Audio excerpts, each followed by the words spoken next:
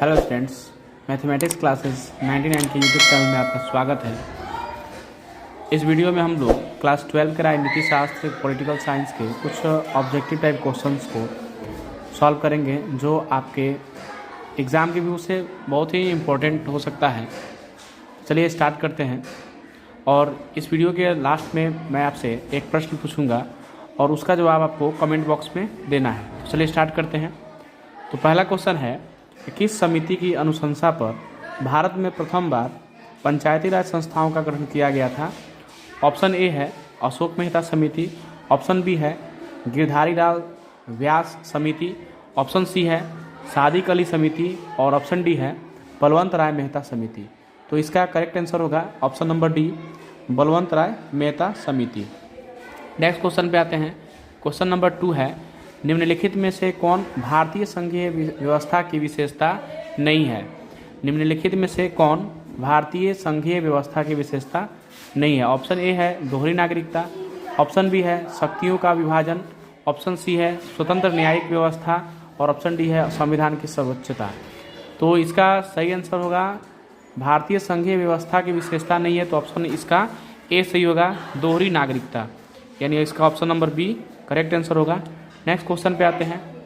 Question number 3 है, भारतीय संविधान के द्वारा कितने मौलिक अधिकार प्रदान किए गए हैं? तो भारतीय संविधान के द्वारा भारत में जो मौलिक अधिकारों की संख्या है वो है 6। शुरुआत में 7 थी, लेकिन इसमें से एक संपत्ति के अधिकार को हटा दिया गया है, उसको कानूनी अधिकार कहा गया है और उसको हटा करके मूल अधिकारों की संख्या 6, मौलिक अधिकारों की संख्या 6 कर दी गई है। नेक्स्ट क्वेश्चन पे आते हैं। क्वेश्चन नंबर 4 है कि भारतीय संविधान का कौन सा अनुच्छेद निर्वाचन के लिए प्रावधान करता है? भारतीय संविधान का कौन सा अनुच्छेद निर्वाचन के लिए प्रावधान करता है? ऑप्शन ए है अनुच्छेद 320, ऑप्शन बी है अनुच्छेद 321, ऑप्शन सी है अनुच्छेद 322 और चौथा ऑप्शन डी है अनुच्छेद 324। तो भारतीय संविधान का अनुच्छेद 324 जो है वो निर्वाचन के लिए प्रावधान करता है, यानी ऑप्शन नंबर डी हमारा सही आंसर होगा। नेक्स्ट क्वेश्चन पे आते हैं। क्वेश्चन नंबर 5 है, राज्यसभा में प्रतिनिधित्व होता है, राज्यसभा में किसका प्रतिनिधित्व होता है? ऑप्शन ए है केंद्र का, ऑप्शन बी है राज्यों का, ऑप्शन सी है ए और बी दोनों का और ऑप्शन डी है इसमें से कोई नहीं। तो इसमें राज्यसभा में जो प्रतिनिधित्व होता है वो दोनों का होता है, केंद्र और राज्य दोनों का होता है, केंद्र और राज्य दोनों का होता है। तो ऑप्शन नंबर इसका सी जो होगा वो सही आंसर होगा, ऑप्शन नंबर सी ए और बी दोनों। नेक्स्ट क्वेश्चन पे आते हैं। क्वेश्चन नंबर 6 है, भारतीय संघीय व्यवस्था में किसे अधिक शक्तियाँ प्राप्त हैं? भारतीय संघीय व्यवस्था में किसे अधिक शक्तियाँ प्राप्त हैं? ऑप्शन ए है केंद्र को, ऑप्शन बी है राज्यों को, ऑप्शन सी है जिलों को और ऑप्शन डी है इनमें से कोई नहीं। तो भारतीय संघीय व्यवस्था में सबसे अधिक जो शक्तियाँ प्राप्त है वो है केंद्र सरकार को दी गई है, सबसे अधिक शक्तियाँ केंद्र को है। तो केंद्र को दिया गया है सबसे अधिक शक्तियाँ, यहाँ पर देख सकते हैं भारतीय संघीय व्यवस्थाओं में किसे अधिक शक्तियाँ प्राप्त हैं, तो केंद्र को ये करेक्ट आंसर होगा, केंद्र को सही आंसर होगा। नेक्स्ट क्वेश्चन पे आते हैं। क्वेश्चन नंबर 7 है, राज्यसभा में मनोनीत सदस्यों की संख्या कितनी है? राज्यसभा में मनोनीत सदस्यों की संख्या कितनी है? ऑप्शन ए है 12, ऑप्शन बी है 13, ऑप्शन सी है 21 और ऑप्शन डी है 11। तो राज्यसभा में कुल मनोनीत सदस्य की संख्या होती है ऑप्शन नंबर ए 12। ठीक है। नेक्स्ट क्वेश्चन पे आते हैं। क्वेश्चन नंबर 8 है, भारत में पहला नगर निगम स्थापित किया गया था। तो भारत में सबसे पहले जो नगर निगम की स्थापना की गई थी वो कहाँ की गई थी?